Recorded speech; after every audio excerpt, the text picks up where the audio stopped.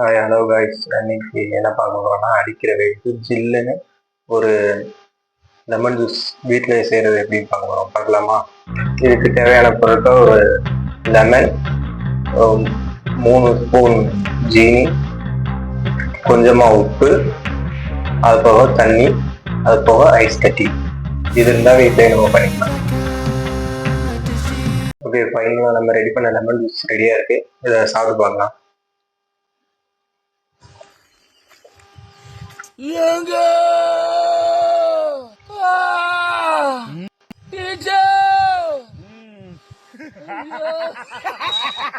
அவ்வளவுதான். இந்த வீடியோ உங்களுக்கு பிடிச்சிருந்தா லைக் பண்ணுங்க, கமெண்ட் பண்ணுங்க, ஷேர் பண்ணுங்க. மறக்காம நாகா குக்கிங் சேனலை சப்ஸ்கிரைப் பண்ணுங்க.